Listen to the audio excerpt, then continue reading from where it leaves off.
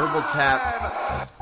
We're rolling hot. Fight night something happened. Who can keep track? Raph, Benson Henderson. UFC Fight Night 60. Whatever. Submitted someone? Was it an accident?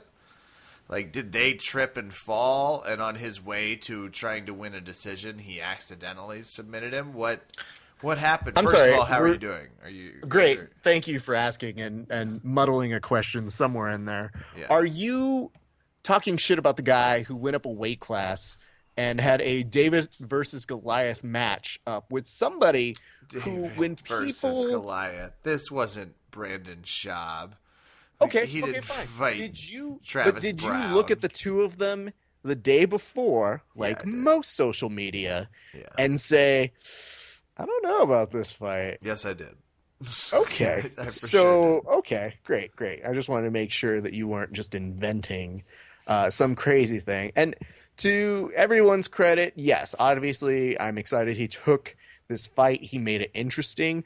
And I think the bigger issue is this fight was way more exciting than Bendo, which I've also discovered he hates being called, his fight against Donald Cerrone. And if you were to input that into a computer, the computer would break. It wouldn't make sense. That computer would be like, you're a douche. Like, wait, what? Invalid. And then I'd say, how do you know the word douche, computer? Yeah, what are you, Chappie? Don't be so rude. Topical joke, because it's a movie coming out that looks weird. Anyway, I'm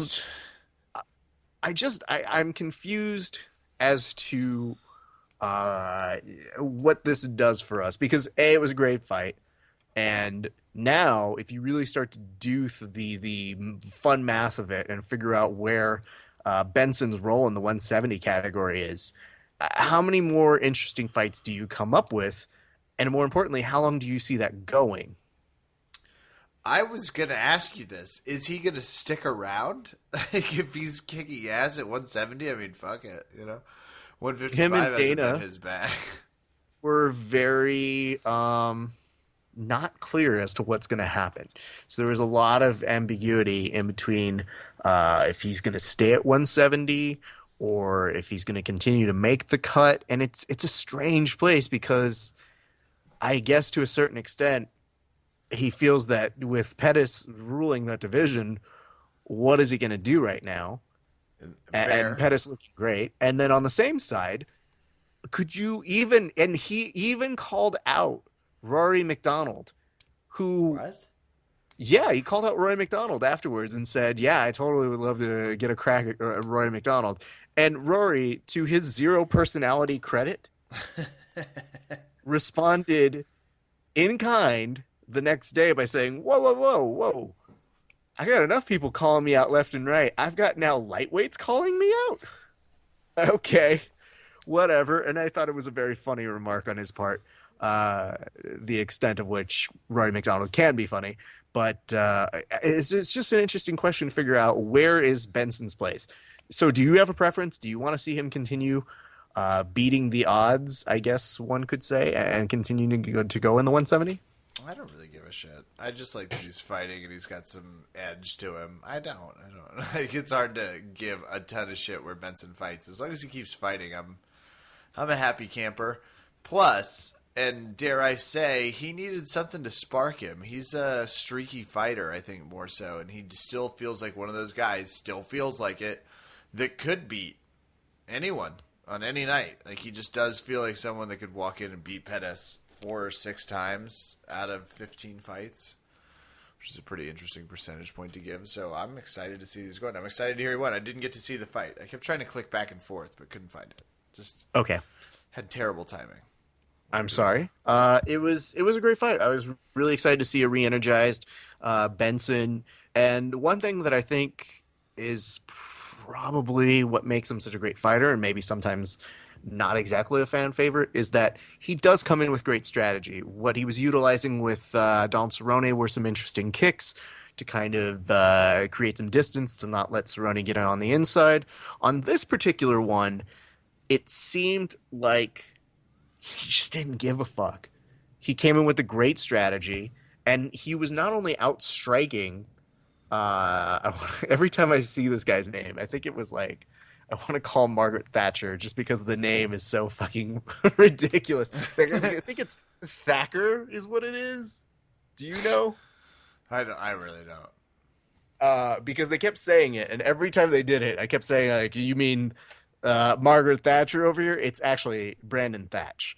But Brandon Thatch, to his credit, good fight. Really put up a very, very noble effort. And more importantly, after the fight, just said he was honored to fight Benson in front of his hometown. And obviously was bummed he lost, but I think he still recognized it was a good fight. So a lot of credit to everybody. It was a lot of fun to watch. Some other interesting things that were happening. Always. Well, let's before we close that out, I do want to give a shout out to maybe the best Twitter handle I saw go up in some time. Yeah. And we want to give a quick shout out to the new Twitter handle, which is Bendo's Toothpick. Yes, an entire Twitter dedicated just to Benson Henderson's toothpick. You can find it at Bendo's Toothpick. Pretty fun. And very excited to see what comes of that, because just that is they're like, I'm still here.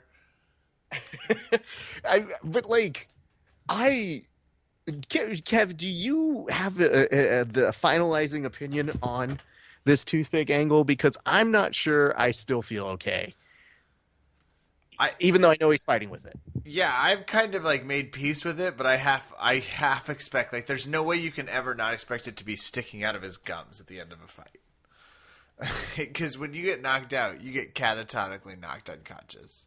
Yeah. It's not a funny state. It's not. I mean, it can be, like, pending it's humor inducing, but it's a very serious state. So we'll see. As long as that doesn't happen, I'm fine with it. But if it happens, I will vomit. Absolutely. And that'll be it for me. Our friend, Eric Jackman, tweeted out the following fight night, and it said, "The way Benson Henderson plays with his toothpicks makes me nervous. I have a very physical reaction to it." And I sent him a note that said, "You and me both, man. I turn into the world's oldest parent every time I watch him fight, yelling at the TV screen, 'Take it out of your mouth, son.'" And he responded in kind by saying, "I start gulping and panicking. It's pitiful." And I think this is a reaction a lot of people have, just because, like you said, you're in control until you're not in control in mixed martial arts. Yeah. And that split second when you're not in control, shit can happen. So I don't get it. I don't understand it. And I will continue to complain about it, as is my American right. So thank you. But yes, you did. So you see parts of other fights, is what you were saying? Nothing that's terribly coherent. I'm having some knee pain. I occasionally take a very high-octane painkiller that relieves some of the tension caused by said knee injury, which can at times cause me to completely lose what the fuck I'm talking about. So. Oh, God, Kevin. Well, let me fill you in on a couple things that happened elsewhere on UFC Fight Night. Henderson versus Margaret Thatcher. Elsewhere down the line. That would have killed if that were the It would have really killed. And you know what? He probably would have taken her to a decision. I can guarantee that. Elsewhere on the card, we had Max Holloway versus Cole Miller, which was a kind of interesting fight. But the bigger takeaway here was Cole Miller got headbutted once. And he was a little confused, and they gave him his time.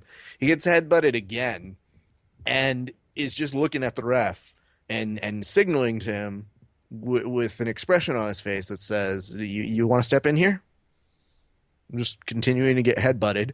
I don't think that it really took away from anything else in the fight. It was pretty basic, as was there, so that was cool to watch. Neil Magny had a very, very nice performance over a name that only is begging for me to just sound racist as I say it. So he beat a very, very capable Asian dude. Okay. So we'll leave it at that. Dan Kelly and Patrick Walsh. So you may remember Patrick Walsh. I think he was on season 19 of The Ultimate Fighter, and he was referred to as Fat Pat. Okay. On that show.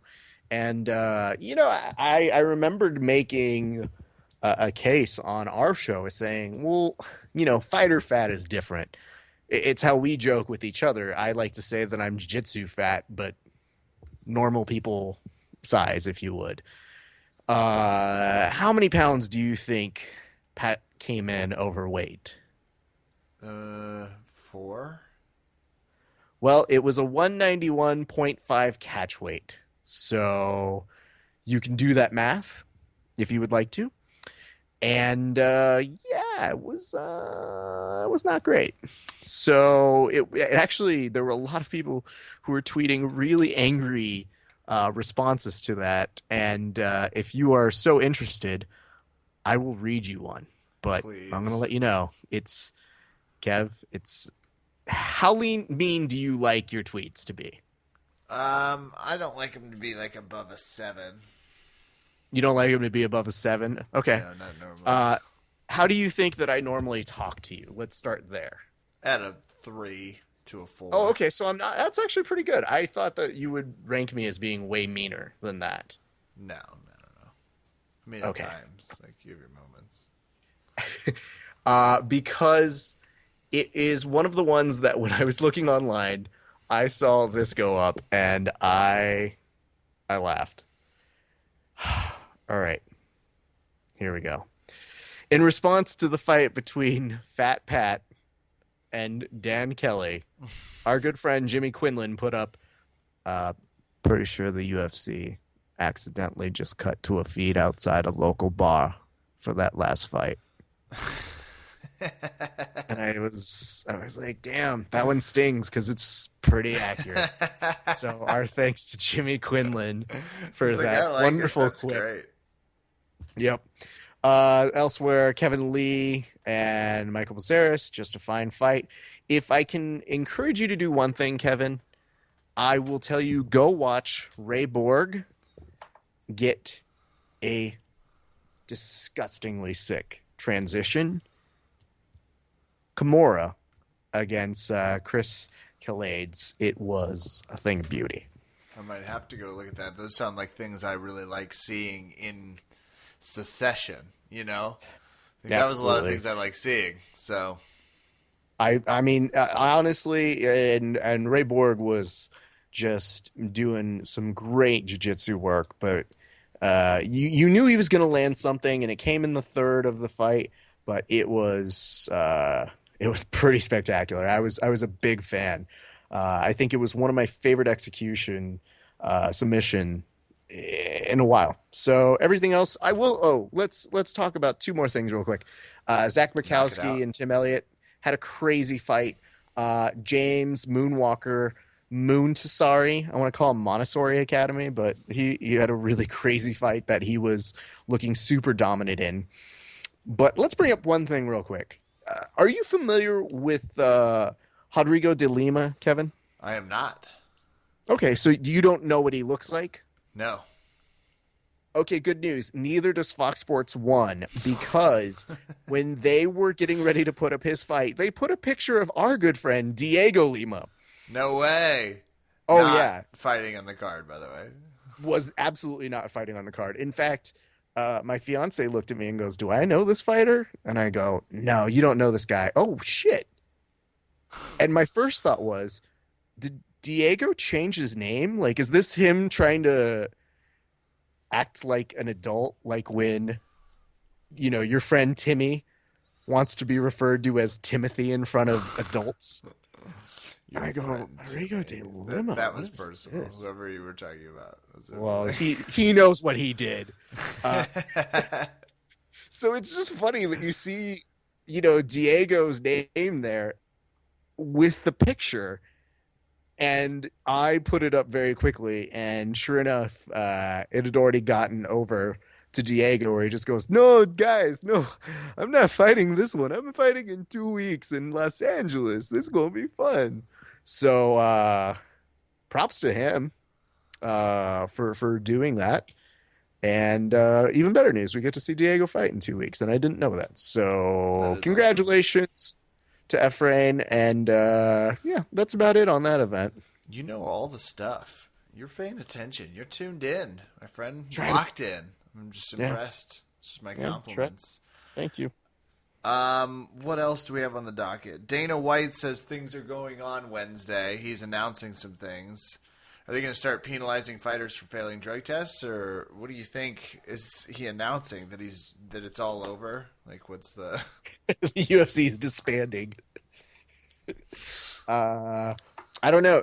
I'll pose a theory, but I'll ask you: did you want to talk to Dana? Because I do have him on the line. Oh God, yeah. Let me put you on hold. But wait. Before we do that, let me pose this out.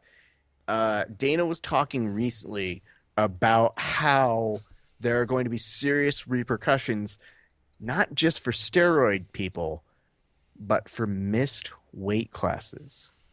Whoa. So I don't know if it's both, if it's one of those, but they said, I'll see you guys on Wednesday. We're going to talk about stuff, and it's not fun stuff, believe me. Well, it doesn't sound like fun stuff, the way he's talking. I don't know. Okay. Well, let's put you on hold and let's bring Dana on.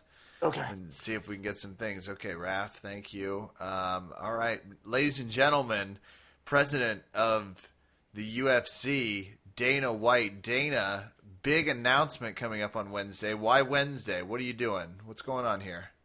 Well, everybody knows Wednesday's fucking hump day, and I fucking hate Wednesday, so let's just fucking get it over with, because at least we're fucking at the weekend, right? Right. That's hard to argue with, because it's just a lot of things that are hard to I find that if you say the word fuck enough times, most people just tune out what the other words are in between, so, like, fuck. Amen. I love it. And I love you for being so on top of it. Are you going to talk to us about steroid use on Wednesday? Not a chance. Here's the thing. Steroids really bum me out. During the press conference the other night, I alluded to the fact that I was like, somebody asked me about Anderson Silva, and I was like, man, that really messed me up. You know what I mean? You know what it's like to be messed up like that? I do. I think I was messed up like that one time. Yeah, but I mean, that was with the aid of marijuana. Am I right? Dana White reads his news. You are. It's Dana, you motherfucker. You cut to the core of me, Baxter. Yeah, I fucking love that movie, too. I have to be a real journalist. Aw, why? Why not just give us all of the news Wednesday, all of the bad news? Why not just knock it out? Well, I mean, I could have done it fucking Saturday, but I mean, why would you do that? Well, because to get it done with, for fuck's sake. No, because, Saturday was Valentine's Day, and, Dana's got to go get his shine on, too, So I don't really want to be in a bad mood. I got a lady I got to take out. I mean, ladies. I mean, lady. I mean, Rhonda. I mean, somebody. I don't know who. You don't know. Who could know, possibly? Well, Dana, thanks for stopping by and saying nothing, as usual. Well, if you like that, then that was a preview of the nothing I'm going to say on Wednesday's press conference. Am I right? Booyah, UFC, Dana White. Fuck you guys, I'm out. All right. Well, thank you, Dana. Okay, I'm just going to bring back and welcome back Raph Esparza. Raph. Yeah. I tried. It didn't go great. He was kind of a dick about things. Why was he a dick? Hard to say, but he has like an air of confidence, I think he really doesn't care about all this stuff because he's doing fine and the UFC's doing fine. It's hard to say. I think that Dana is in a place where it's tough. If you can sympathize with a multimillionaire for just 1 second, one of his former champions, maybe one of the biggest draws of his sport, currently still fighting, test positive for drugs, performance-enhancing drugs. You might get a little, you might get a little defensive, a little bummed out, a little.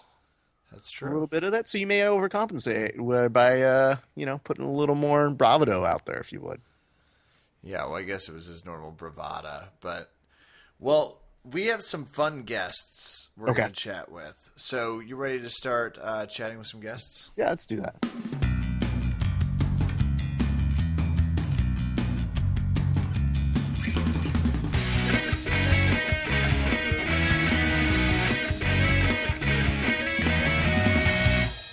Guys, we make it no secret here that we are enthusiasts and fans of the good folks over at Systems Training Center, some more than others. Kevin, wouldn't you say Obviously, that's some right? more than others. Let's not get ridiculous. We play favorites. Dimitri's, I I think, mean, our crowd favorite. Then after that, like Albert's nice, but yeah, how nice, and it almost maybe he's being too nice to overcompensate that he's actually like just waiting to body slam you. sure. I get And I that mean, vibe. if you really think about it, though, at the bottom of the list, there's Marcus, though. I think Marcus So, is clearly not even on my list. Yeah. So Oh, interesting. Jesus. Oh. But we are glad to welcome new members of the Systems family on here, especially when they do such great work in the cage. Today we are so happy to welcome our good friend Terrion Ware. Terrion, how you doing today, man? Great, man. How you guys doing? Not bad, my friend. So let me ask you this real quick. Who is the person you like the least at Systems Training Center? We just want to make sure that we get you on record. That's tough. I would have to say Christos. He's always walking around with his shirt off, making everyone feel bad about his abs. Is that a contest to see who can have their shirt on the least at Systems? Because I know you guys are not opposed to terrible contests. I know right now. I felt Marcus overdressed in a and rash guard, so let's be. But Marcus and Dimitri, Kevin, I don't know if you saw this. They just enacted a 1 month contest for pull-ups. I think it was 100 pull-ups a day. Is that right? Yeah. Okay. Jesus. Do you get involved in any of that?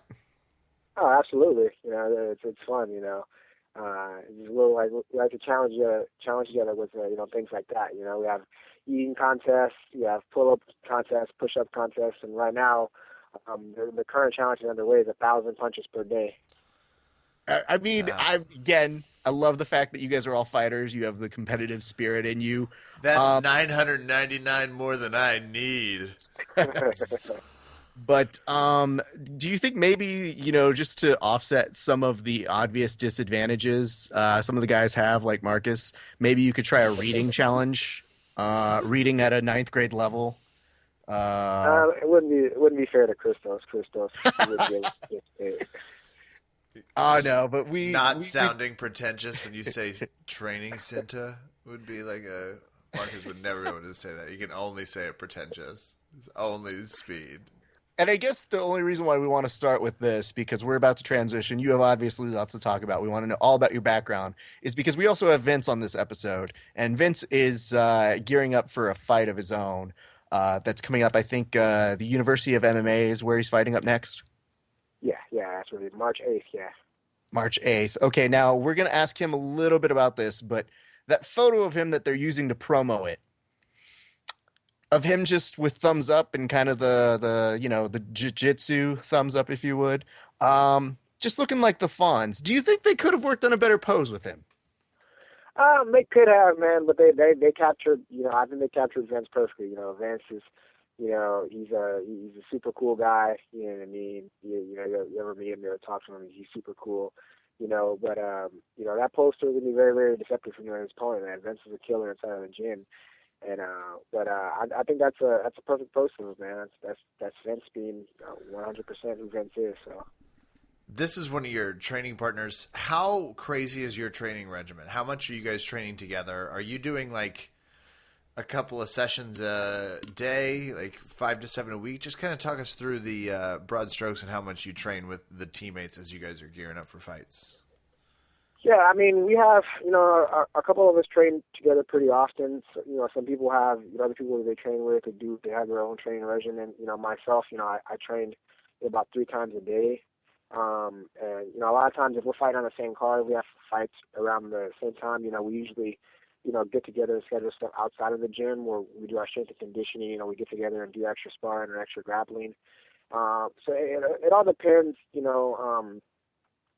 have, we're an entire family, but just like any family, we have like little cliques that kind of just train together. Me, I kind of train around. I'm kind of guess the nomad of the group, where I just kind of train with everybody, helping everyone out when they have fights, or getting different outlooks. When I have a fight, Are you training But, just MMA, or are you training like jiu-jitsu focus, wrestling focus, takedown? Just depends on what day it is. There'll be a day where I'm training kickboxing, I train jiu-jitsu, wrestling.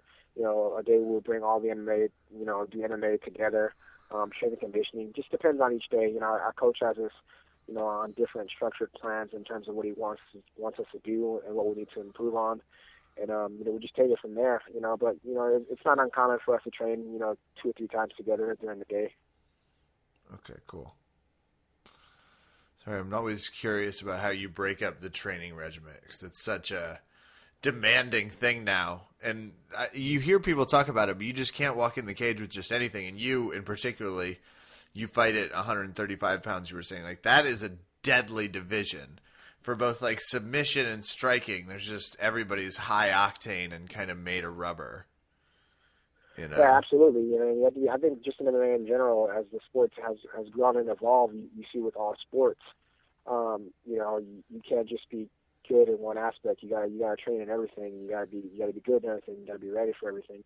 It's good to be a specialist, but you also gotta have at least the fundamentals in all aspects of MMA. Can I ask? So I want to get into your background of how you started. How did you get involved in, I guess, martial arts, and how does that translate into you wanting to become a fighter?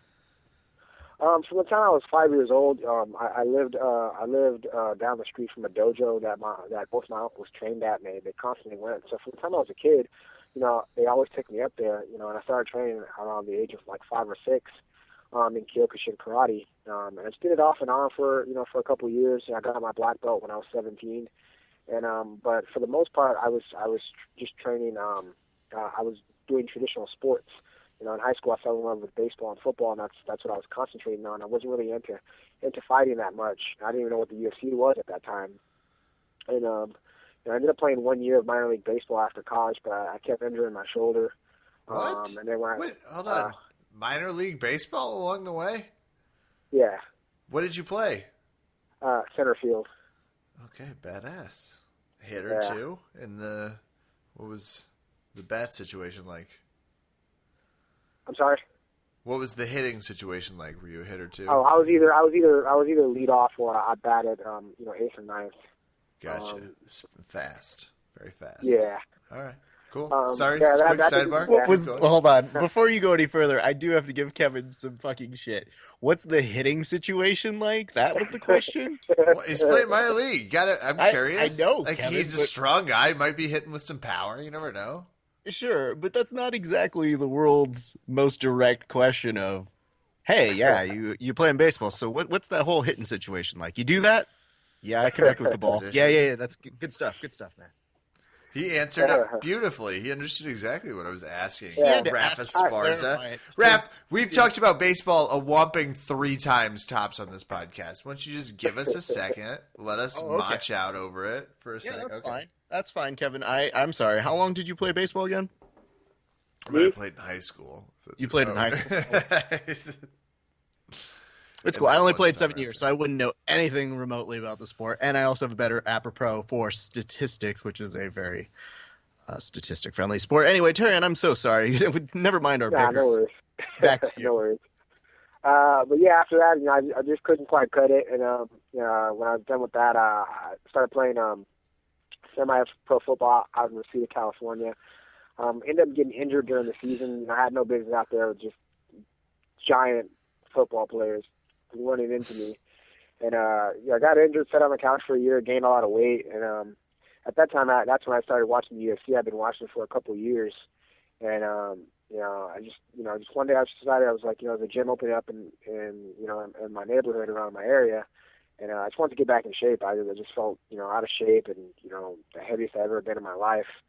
And just wanted to go in the gym and just lose some weight. And I took my first class, became obsessed with it, started training literally 6 days a week, 5 hours a day. Really didn't have any intentions on fighting anytime soon. And then the coach there was like, hey, man, you've been training a lot. You're doing really good.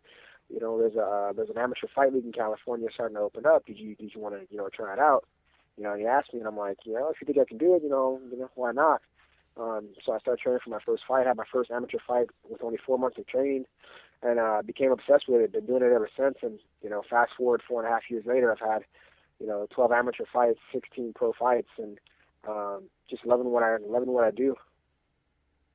Now, you're also, this is, I think, something that's super interesting to me. Your nickname is the Flash, and you have actually Flash gear. You've got rash guards that are Flash based. How did you get that nickname? I'm going to assume it's because you're lethargically slow. Yeah, I actually got that. I got the nickname. It was after, I think it was after my first fight. I was training for my second amateur fight, and at that time, I didn't really know. I was trying to find my identity in terms of what type of fighter I wanted to be. And at the time, I was watching a lot of Dominic Cruz, and I was intrigued with his footwork and the way he moved in and out. So I started emulating that in practice, and I was just sparring, and then some of my training partners, were just telling me, man, you're really fast. We're just gonna start calling you Flash Gordon. So they started calling me Flash Gordon, and I was just like, I just kind of brushed it off. And then my second amateur fight, they're in the crowd yelling Flash, Flash, Flash, and it just kind of stuck, and I've just been doing that, been going with that name ever since. Because I find it so interesting that after you really embraced the moniker and started wearing Flash-based apparel, all of a sudden the CW is really interested in making a show about it. I just thought that was weird. Right. I wonder if I had anything to do with it. Not that you had anything to do with it, but that maybe they should kick you in a little bit of that nice money because it gets good ratings. And it's actually not a terrible show. So congratulations on single-handedly rescuing the CW. Thanks. I appreciate it. About time someone gave me some credit. People are slow to do it. Now, when do you go pro? How many fights are you at the amateur level before you're like, no, I'm a pro? I did 12 amateur fights, but I did them damn. Okay, so a lot. I did it in the span of literally like 2 years though. I was just really fighting like every 4 weeks, and actually my first year I had 9 fights. My second year I couldn't really get anyone to fight me, and I ended up having only 3 fights. My last fight, I had to go out to Vegas to get a fight because no one else in California would fight me. And after that, I went out there and I won in Vegas. I was like, okay, it's time to go pro, and I ended up turning pro in June of 2012. Always at 135, or are you jumping up or down? I've had fights at 145 as well. Okay, I wasn't sure. Like, especially when you're just looking for fights, sometimes fighters are a little bit more into doing it. Did you study? So as you come in, this is always our curious because both Raph and I are jiu-jitsu guys. Are you focused on one martial art, or do you kind of just come in embracing all of them? I focus on all of them. Different days I try to train, as far as my stand-up and my grappling go, each of them, once per day, sometimes maybe, one or the other, 2 times per day. I have 3 to 4 training sessions. But I'm constantly, doing jiu-jitsu, system, Marcus has done a great job over at Systems, opening up the jiu-jitsu program. There's just, there's 3 to 4 classes, in the morning and the afternoon, so I've really just been, getting the gi, doing no gi, and doing a lot of jiu-jitsu. And as well as working my stand-up, I work with my boxing coach, elsewhere, working with my other coach, Ian Harris, my head coach, working my striking at Systems. And then just working with some other guys, I don't, just because I'm a professional fighter, I'll take the beginner classes, I take the intermediate classes, and I go in there and I train with the students and I spar with the students. You can learn a lot of stuff from just anybody, just because someone's not a pro fighter doesn't mean you can't, learn anything. I'm only one person, there's only so much, footage and film that I can watch. Maybe, another student, may have saw something else and learned a technique, that I may never come across, and I go in class and they do it, and I learn from it, and I'm able to, implement it into my game. So, I'm always constantly training, always constantly, looking for new, things to learn. Always on the internet, watching Marcelo Garcia videos, watching, professional kickboxers, just always trying to learn and trying to adapt and, just continue to grow with the sport. Jesus, I mean, Terrion, you can stop complimenting me from my contributions. Obviously, that I've passed on to you. I'm blushing over here, and it's too nice. Obviously, you're picking up stuff from me by proxy. People who learn from me at Systems Training Center. But the hard part for me is you just mentioned gi, and Kevin did mention we're jujitsu nerds. As a guy, you don't fight in a gi when you're obviously in the cage, but or even in a ring. How important is it, for you in your own training to be training in the gi? In the beginning, I didn't really train in the gi much, and just because like you said, we don't fight in the gi, but I was, I studied and I just heard a bunch of different people, on their school of thoughts, and a lot of guys, in MMA and the UFC, who are phenomenal grapplers, they really attribute to training the gi as, helping them be technical. When you're doing no gi, a lot of times you're able to just, scramble out of stuff and get out of stuff because you're all sweaty. But in the gi, you're forced to learn technique.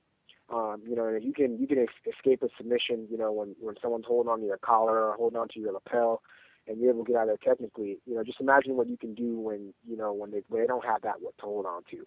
Also, when you're on top, guys going for sweeps, they're able to grab your collar, your lapel, your sleeves. You can develop, that strength and that type of base, when someone's, tugging on your gi, and you're able, to maintain and pass. Just imagine what you can do when you're on top when they don't have that advantage in no gi. They don't have nothing to grab onto. So since I started training, the gi have made leaps and bounds, just in my jiu-jitsu, and I think it's a very important aspect. Just the same with, training with boxing gloves, training with, kickboxing gloves. You got to get used to, being in the pocket and staying in there. You wouldn't do that normally, with MMA gloves because the gloves are smaller, it's harder to defend. But you got to learn that aspect. You got to train the sports individually and then be able to bring them together. So training the gi has done leaps and bounds for my jiu-jitsu game. And, also the fact, I love the sport of jiu-jitsu as well, too. It was one of the first classes that I took, when I first started training, when I joined the gym. And, I've done jiu-jitsu tournaments, and it's a very interesting sport. And I fell in love with it as well as MMA. So, it's only naturally for me to train the gi as well. Well, we have to move on because otherwise we're going to talk to you for 30 minutes about the gi. What a cool statement that was. But that was well said because we do want to transition more towards RFA 23 and your fight with Joe Murphy. And you're going to have to talk to us a little bit about the logistics of did he come in overweight? Are we getting that right? Yeah, he came in 5 pounds overweight, and well, 5 pounds here or there. It's not like the weight limit matters. Am I right? Yeah. I mean, Not these days. It's frustrating, you know what I mean? But it's especially frustrating when you're sitting there and you're hungry and dehydrated, and you just went through hell to make weight, and and then someone comes in and they're 5 pounds over. But Terrion, I mean, you handled it like a pro because I saw your reactions to it, and you were really, really good about it because you just focused on, it's happened. Let's just get to the fight. But level with us. You are a fighter. Yeah, I mean, yeah, obviously, day day what of, is the you're first sitting thing there. that goes through your head? Honestly, I was like, this is. Am I allowed to curse on here? Yeah, absolutely. Oh, yeah, sure. Okay. I was like, yeah, it's bullshit, because. Again, I had to, making 135 isn't easy for me. I don't look like a very big, 35er just because I'm long and lean, but, I'm very tall for this weight class, and I walk, over, close to 25 pounds over my weight class, and I have to, give up the foods that I like. I love food, I love pizza, and, I love ice cream, and I have to give up those things to make the weight. So when you're sitting there and you just gone through 24 hours of hell and cutting weight and not being able to eat or drink anything, and the guy comes in 5 pounds overweight, you're pissed off. If it were me, I would expect someone to be just as pissed off as well too. And but I had to quickly just take that out of my head because I wasn't gonna let someone else's unprofessionalism ruin my opportunity. Here I am. I have a chance to to showcase my talents on national television, as well as international and some media outlets. I had to quickly get rid of that and just, I'm like, well, like, what am I going to do? Am I not going to fight? I just did all this training. I sold all these tickets, and, I made this weight. I couldn't let him ruin it for me. So, once I got some food in my system, and the weigh-ins were over, I just concentrated on what I was going to do the following day. And, I went out there and put on one of the best performances I've had in my career. And, Definitely, but yeah, it's frustrating. You're not thinking about, like, all of the pizza you could have had? You're not thinking, like, you could have picked up 2 more slices yourself? No, just because when I told myself, whenever I was going to do something, I'm going to be professional. A part of being a professional, is making weight and being in shape. And regardless of whatever anyone else is doing, I'm going to hold myself to that standard. I'm a father as well, and everything that I do, in life, at some point or another, my son is going to come across. He's going to see, and I want him to know that, and I want him to be able to look up to me as a person, who kept his word, a person who's, been a professional and done things the right way, and, not have those things linger over me, and I want to be a positive influence in his life. So a lot of things that I do, I do for him, and I do as an example to him. So, I sitting there thinking about pizza, wasn't crossing my mind. I was thinking about going out there and, getting a victory. Fine. No, and the fight ended up being a really good one, but it also physical. And I know that sounds ridiculous, but when it comes to fighting, like, some fights are more physical than others. Some are a little bit more back and forth. It seemed like you both really took a toll on the other one. Can you talk us through what your views were on the fight? Yeah, it was a good competitive fight. We both landed hard shots on each other. I cut him open, in 2 spots over his left eye. He hit me pretty hard. Yeah, he hit me pretty hard, and it was a rough fight. It was a brutal fight. It's one of my most brutal fights, and we both took damage, but it was fun at the same time.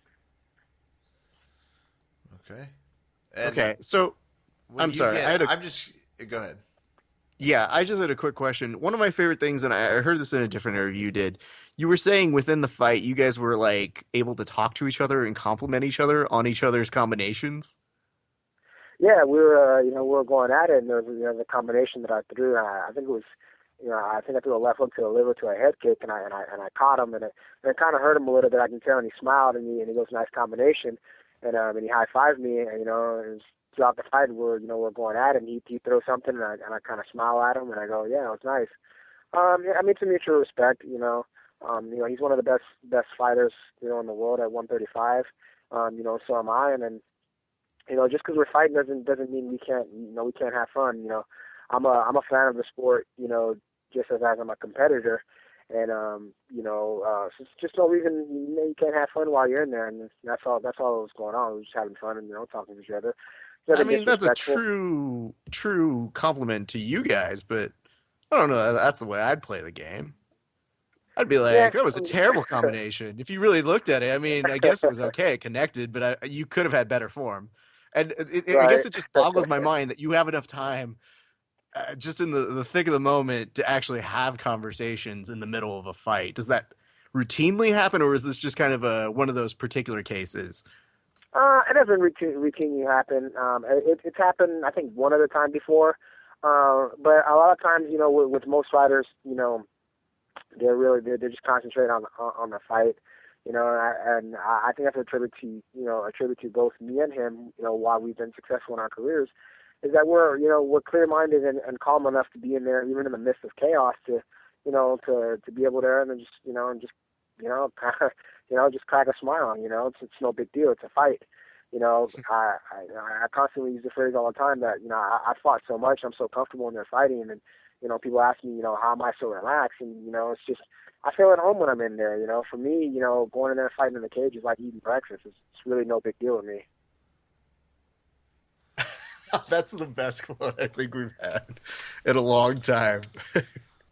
I know. You're starting to get the idea of why he's so driven. So you're staying in shape right now for the chance of the career making the next leap.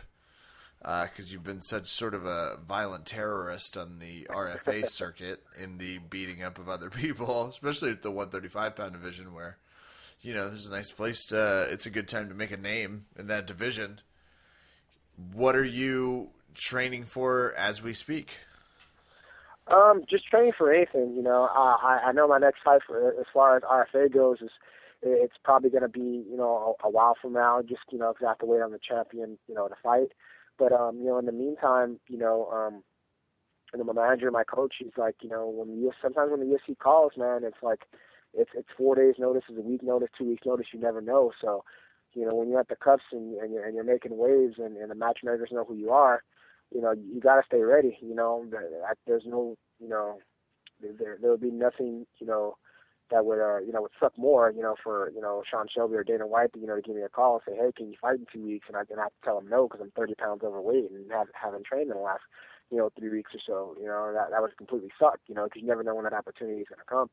So for me, right now I'm just healing up a little bit. I can't really train too hard, but I'm not letting my weight skyrocket, to the point where, if someone calls me, I can go ahead and make weight, whether it's a week notice or 2 weeks notice, no problem. And so that's where I'm at right now, just trying to stay in shape. And then, once my injuries, completely heal, I'll be back in the gym, train hard full time and helping my teammates prepare for the fights that they have scheduled and just being prepared, for anything that comes my way. Terrion, let's say the UFC calls right now. Is there anybody that you think you would have a great match with, or that you look at their style and you think that you would match up really well with them? Yeah, I mean, there's a couple guys. One that comes to mind. I think he has a scheduled fight though, like in Brazil or something like that. Like, he fought for Legacy. I think he's a Legacy champion. His name's Thomas Almeida, Brazilian kid. Mm-hmm. And he's a really good striker, and I watched him this fight. It's really good, clean striking, and I think that'd be a fun and exciting matchup, to fight against him. That's the name that jumps to the top of my mind right now. But other than that, I mean, there's another kid. I think Anthony Burchak. He was the what's that name of that promotion? I was some promotion out in Canada. He's a champion of that, and he just had his first UFC fight. He ended up losing my leg lock. I don't know if he's hurt or anything or whatever. But he brings it, and I think he'd be a great matchup as well too. But other than that, I mean, I really wouldn't. It really wouldn't matter to me. I think I'd match up with anybody in the world at 135. Obviously, I'm not going to be able to go in and jump and fight with the guys in the top 15. I got to earn my way. But anybody outside of that, I'm game to go in there and compete against. And I just want to get in. I just want to get in the UFC. I just want to get that chance to prove to the world and show the world how hard I work and the type of skills that I have. Badass. Well, we're Team Terrion, despite your horrendous training partners. They're obviously you're succeeding despite it's really them. Unfortunate, yeah. Where can people find you in the meantime if they're trying to catch you on the social medias, etc.? My Twitter handle is at Flash MMA. Same thing with my Instagram, and then you can catch me on Facebook at Terrion Flash Ware. Just drop me a line, send a request, I follow back, and if anybody has any questions, I'm always happy to answer them. I've had, this recent fight, being successful. The first times my social media has blown up the way it has, where people I don't even know are just kind of asking me questions and asking me certain things, and some people getting into their own MMA careers, and it's been fun. It's been fun to just meet and talk to new people.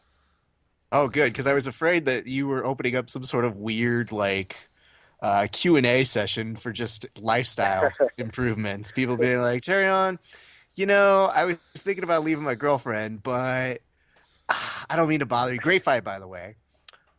Should I? When's a good time before Valentine's Day? So that's kind of the thing. I was like, what kind of people are hitting you up for questions? Yeah, you usually want to break with your girlfriend right before Valentine's Day. It's kind of awkward if you go out and spend a bunch of money and then dump her. There was a news report out here, I think like on our local affiliate Fox station, that just all of a sudden, I think they call it, is it Red Tuesday or Black Tuesday? There's like news flash, Black Tuesday. This is the day to get rid of whoever you're dating before Valentine's Day. And I look at my fiance, and we're about to get married in a month, and she just looks at me and goes, well, if you're going to get rid of me before we get married, I guess today's the day to do it. And I go, nope, I guess we're stuck with each other. Ladies and gentlemen, if you're trying to follow whirling dervish of a fighter, check out Terrion Ware. He's fighting down at Systems Training Center. He goes by the Flash, and he rocks that equipment. Ton of fun to chat with. Seems like he could beat up both Raph and I combined. So considering, that he's walking around at 155, that's not bad. That's an impressive amount. Terrion, we really appreciate you coming by the podcast this evening. Nah, thank you guys for having me, man. I'd love to be back anytime you guys want to have me. Awesome. Ladies and gentlemen, Terrion Ware.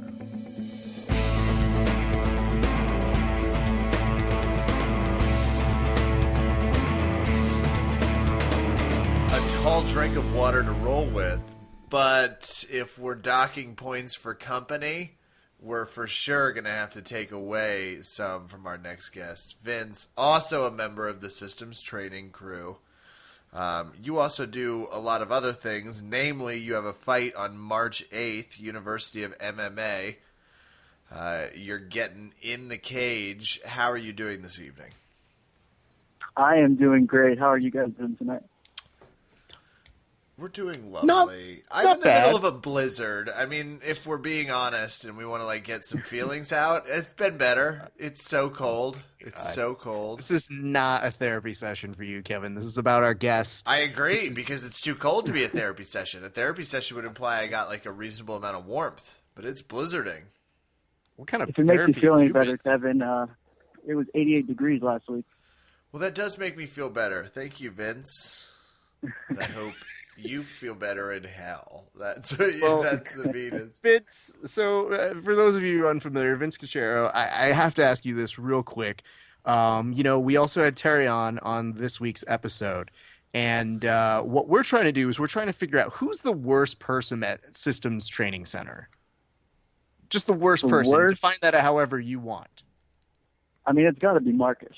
He's Swedish for one. We agree. Yeah, 3 for 3.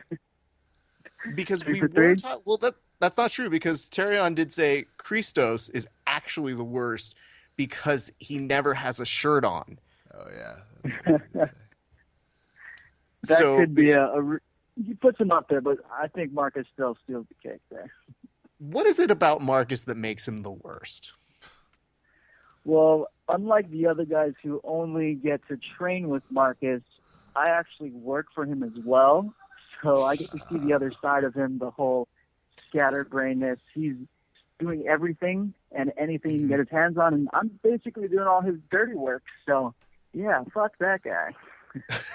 I guess the real fun is that every time you talk to Marcus, he's wonderfully entertaining and hilarious. And then you see in the background Vince doing all the actual grunt work. Like, Marcus is the kind of guy who will shake your hand and be like, yeah, mate, whatever, yeah. And then all of a sudden, we'll completely forget about it. And then you just hear Vince going, thanks, Mark. Okay, what do I need to do? Just do it. Whatever, Marcus. So one of the things that you actually so nicely stepped up for us and did, fans of our show may also be fans of our nice spin-off series from the show, the Around the Mat series, where we did a really fun recreation of Metamorphs matches, specifically for Metamorphs 4. And you not only took the wheel as director on that one, but not only the creative force, but you were an actor. You portrayed Barrett Yoshida. Question for you.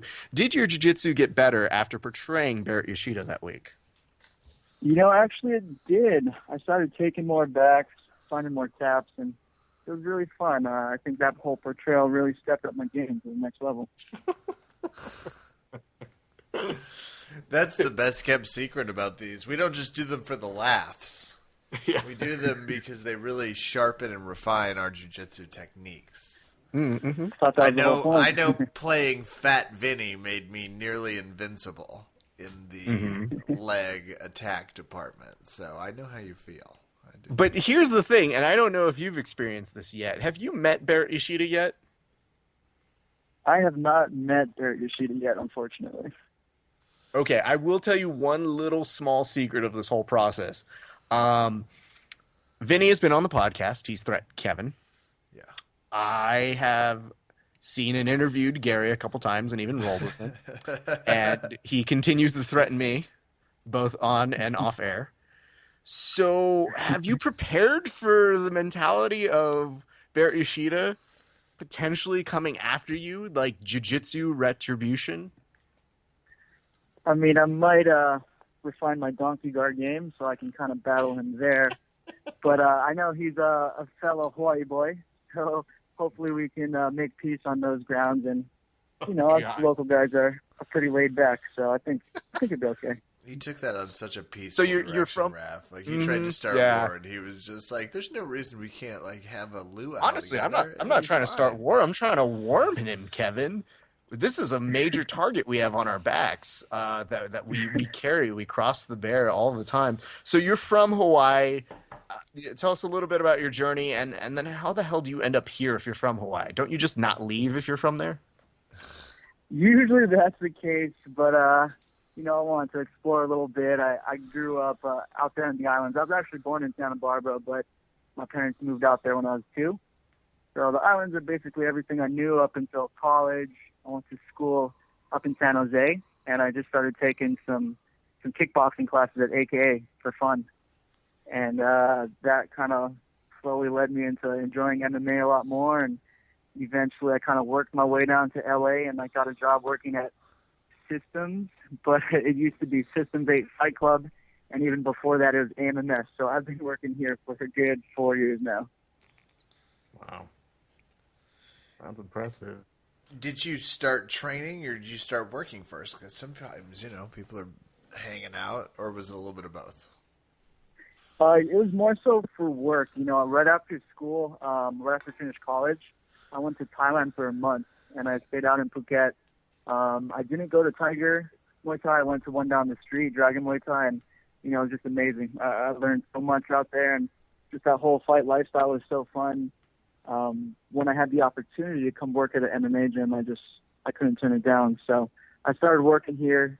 I started training for fun. That was way back when only Terrion and Dima were fighting out of the gym, and they were both amateurs too. And, you know, I got encouragement to go out and take a fight, and eventually I did. So one thing led to another, and now I'm fighting. And we're going to talk a little bit about your fighting in just a second, but since you wear the hat as a manager on occasion, you know, you're always known as the guy who helps get things done. Let's just say when dues aren't getting paid or the guys are being less than organized, which in mixed martial arts never happens. Do you find that you end up taking out some of that when you're ending up training with them or rolling with them? You know, I might sneak in an extra couple hard punches if we're rolling, but no, everyone's actually, Systems is a really cool gym, man. Everyone for the most part is, of course, all of our regular members, and what I mean by regular is people who are not on our fight team. Everyone's really cool there. There are some guys, though, on our fight team that won't pay up, and Marcus and I know who they are, so we're on their cases. But other than that, we're usually not having to kill anyone on the mats. It's a terrible sight to imagine in your head, just some sort of goon squad coming at you that hits you very fast and you don't even know it, and then takes you down and is able to steal your money very quickly. Sort of goon squad. I don't think it's the best. I mean, think about it. How would they wear? I would imagine them in like hats and overcoats, and just very sneakily coming up to you and being like, "Look, see." Well, I wanted to ask Vince. Tell me about your upcoming fight. Who you fighting? Do you have much understanding of who that is? Are you game planning? Talk me through this. You know, since it's still amateur, I game planned a lot for the first couple fights, and I felt like I really I was overthinking things. Once I got in there, everything went on to instinct anyways. So for this one, I'm not really game planning too much. I'm fighting this guy, Mike Terrion, out of 10th Planet. I think he's at HQ. But I guess he's a purple belt as well. So that should be fun. To be honest, I don't care where the fight goes. I kind of want to stand and trade, but if he wants to go to the ground, I'm more than happy to go down there and punch him in the face and maybe tap him out. So, yeah, I'm just excited and pumped for it. Absolutely. And what weight are you fighting at? I didn't catch this. You're at 135 or 145? I'm at 35. And for California Amateur, we do have to weigh in on the same day. So I'm not really looking to cut too much water for it. Mm. Oh, you have to weigh in same day. That's crazy. Yeah, we usually have to weigh in at 11, which, of course, for all these events means at like 12 or maybe even 1. And then 10 minutes before 5, the fight. So. Yeah, exactly. And for those that don't know, that's typically how jiu-jitsu does it. It's like you weigh in the same day of the fight, meaning you can't go in there completely cut because you don't have 24 hours to put it back in. So you have to like balance how much you want to cut versus how much you want to be weighing that weight. So it's certainly changes the dynamic, I guess is the best way to put it. Yeah, definitely, big time. I wish they just did the weigh-ins the day before, because I feel like it's even more dangerous because guys are still going to cut water weight, and just to get punched in the head when you're dehydrated like that's not a pretty thing. Yeah. Now, tell us about the appeal and the fun of, you're on a fight team, you're there, and I don't know, I mean, where does it come from for you, this want to fight? Because honestly, to me, it almost sounds like you also are equally adept at saying, especially with this guy who you're going to be fighting in a couple weeks, that you don't even mind taking this to the ground. It's a jiu-jitsu game, which between two people from two really great programs, you're excited to see. So for you, where's the excitement and the draw of fighting for you? Just it's a challenge.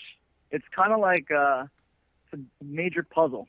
So I'm a puzzle, my opponent's a puzzle, and we're constantly changing how that puzzle is solved. So I feel like I'm battling the other guy and trying to figure out his puzzle before he can figure out mine.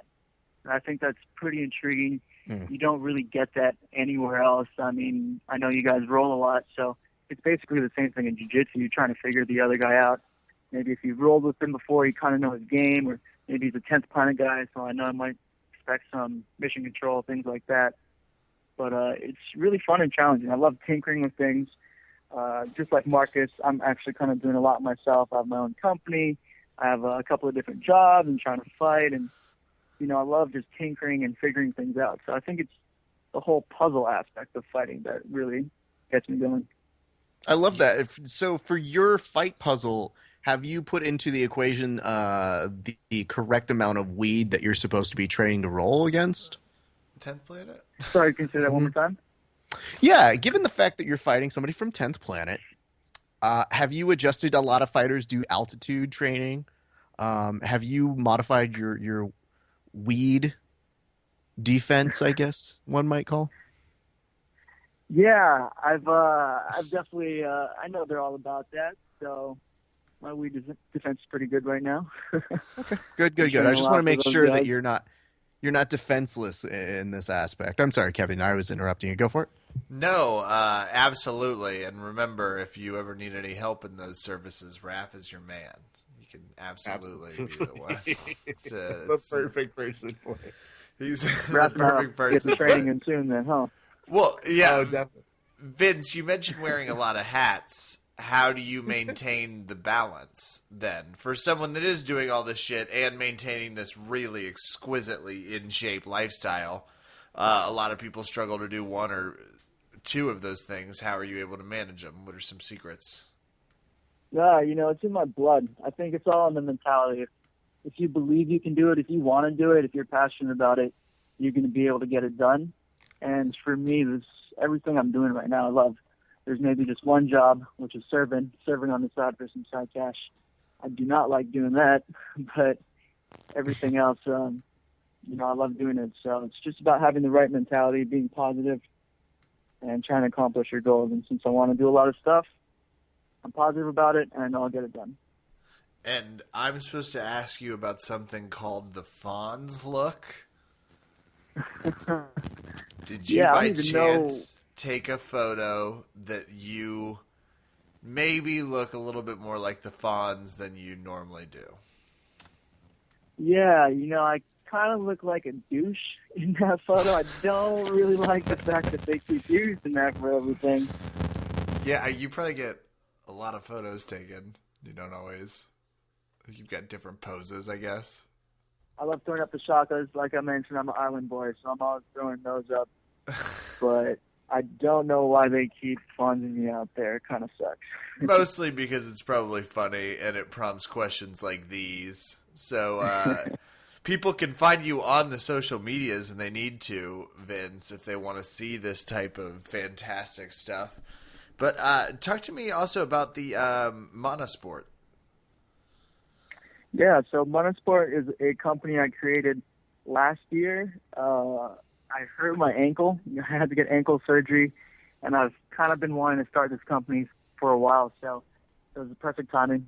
I was on my butt all day long recovering, and I put together the website. And basically what it is, it's a lifestyle combat sports brand. Our main objective is to try to facilitate the development of human potential through martial arts. And that's a direct quote I stole from the Joe Rogan Experience podcast. Okay. But I really think that doing combat sports where you're able to test yourself, whether it's through rolling with someone or fighting with someone in the ring, you gain a lot of different understandings. It sets you on a path of self-discovery.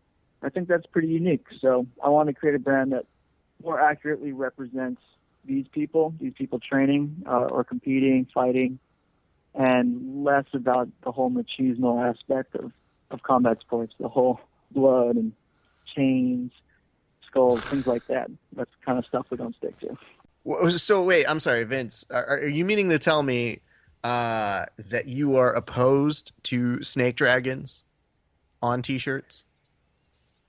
Yeah, snake dragons, they're not my favorite on T-shirts. Anything with that kind of tap-out symbol, that same design shape, that kind of irks me as well. So normally not the thing I want. I'm going to say it again, snake plus dragons. So, man, that's such a hardline stance. I will say this. I was doing an interview a couple weeks ago with Gary Tonin and Eddie Cummings, and I had your shirt on, and both of them just looked at me square in the eye, and they said, "Where's that shirt from?" And I go, "Oh, it's this really cool organization called Monosport." And they looked at me and they go, "Why aren't we fucking getting sponsorships from that crew? That's the type of people we want sponsoring us." And I was like, exactly, because the shirt I had was one that is talking about how all of the cliches of your generic mixed martial arts or branded likewise T-shirts. So I think that people recognize that you are doing something a little bit off center of, I guess, the norm in jiu-jitsu, or MMA, which is really, really cool. What are some of the cool things that you guys are doing to help out the community? Well, yeah, we also have a major part of our program actually is focused on helping out kids here in Hawthorne. So we have the Mana Kids Foundation, and with that, at least 5% of all of our sales goes to that foundation. And with that, what we do is we give back to at-risk kids in Hawthorne who are starting to get into training or who have been training for a while, who can't afford it. And it's been a really cool experience. We work one-on-one. So basically, one kid receives a donation for a period of a few months up until we reach about $100 or $150 in donations. And then what we do is we film an interview with that child. We show us giving the gifts to them, the gear. We give them free training at Systems Training Center. And then we also film a little 1-minute highlight reel just for them, just to make them feel special. So, it's really cool to give back and just to see their faces light up. It's really refreshing. That's cool. Yeah, no lie. It kind of just shares the journey. Well, you're a busy dude. It's crazy. Vince, do you do find time to just occasionally have an ice cream cone, right, or something? Usually not an ice cream cone, but a Stone IPA. That hits Now the we're spot. talking. Yeah. It's a routine trigger. Maybe not an ice cream. That's how you know he's like super diligent about the 135. He's like, not an ice cream cone. Blowing this on alcohol. That's how it's making it. And that's also how you can tell That's how Kevin it's is. done. Kevin has zero consideration for a man cutting weight to make sure he makes that 135 when Kev is skirting dangerously close to being 100 pounds over that. But who can say? Who cares? Okay, heavyweights Who need love too, Kevin. Thanks, man.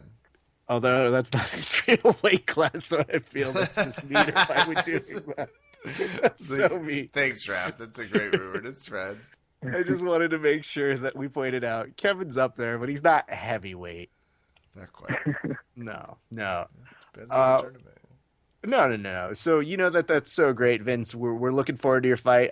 If people are interested in going to see the fight, how can they do that? Where's it taking place? All of that good stuff. Well, yeah, if you guys are out here in LA, you guys can reach me through Monosport. I can hook you up with some tickets. They're also selling tickets online. You can just go to uofmma.com. The fight, like you guys said, it's going to be out there and right next to Staples Center in Club Nokia on March 8th. And hopefully I can get a nice big crowd there from Verbal Cat Podcast, and it should be fun. Well, I will unfortunately not be able to cover this one, but I may take a picture of me doing my best Vince Fonz pose in solidarity of your fight, my good friend. You obviously have our support here because, man, it's going to be a good fight, and we look forward to seeing you back in fighting, dude. Thank you, guys. I really appreciate it. Vince, thanks for stopping by. We'll talk to you soon, sir.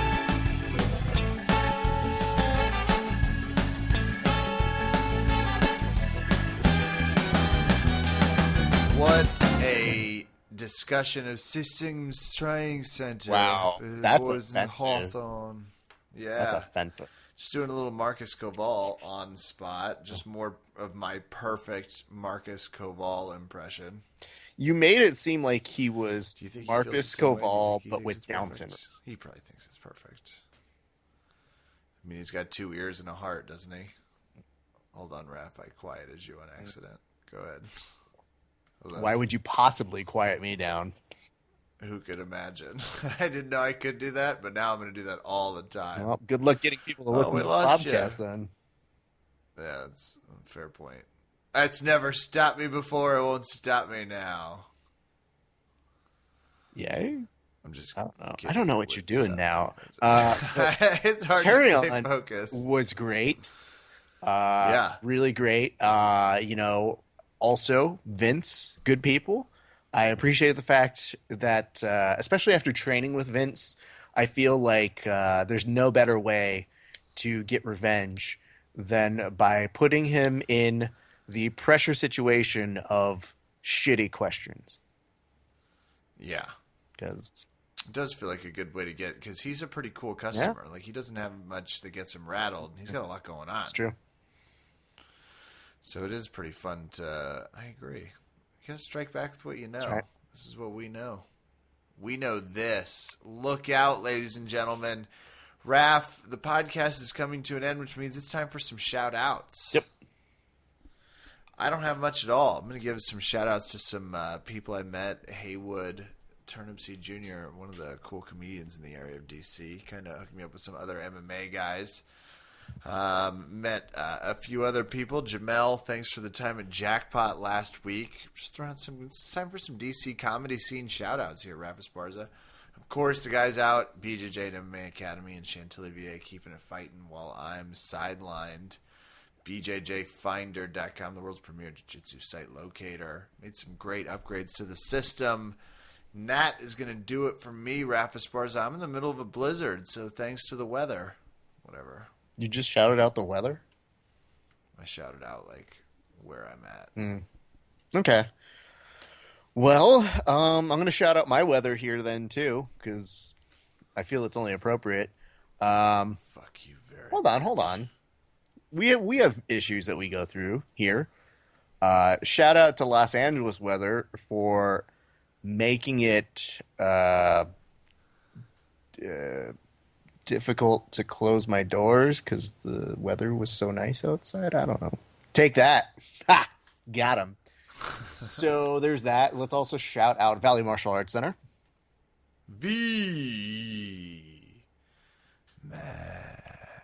It's a little creepy, I'm not gonna lie.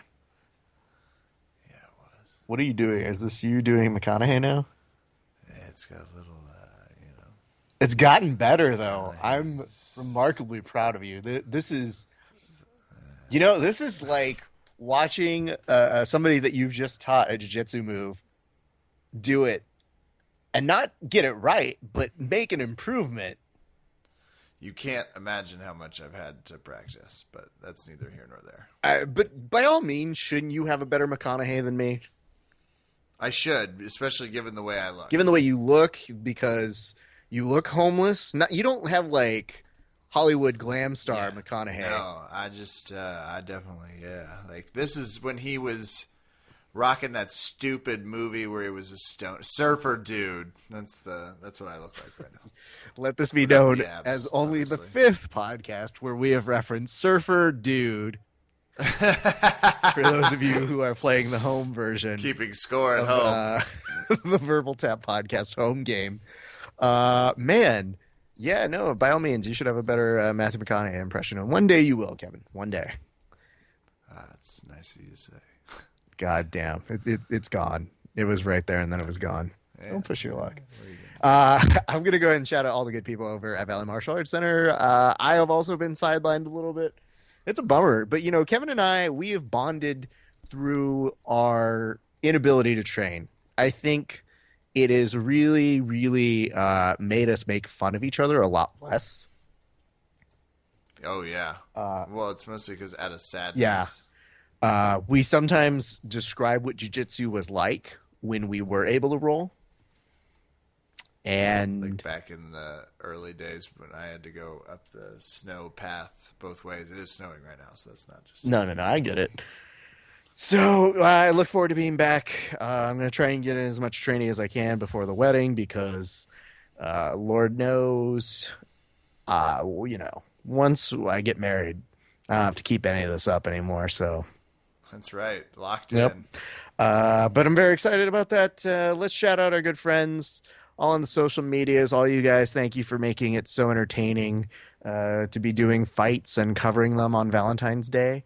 It makes it really, really fun for me when I'm watching that stuff. So my thanks to everybody who was participating and who was tweeting along with us. And let's shout out Eric Jackman just for good shits and giggles. I thought it was great.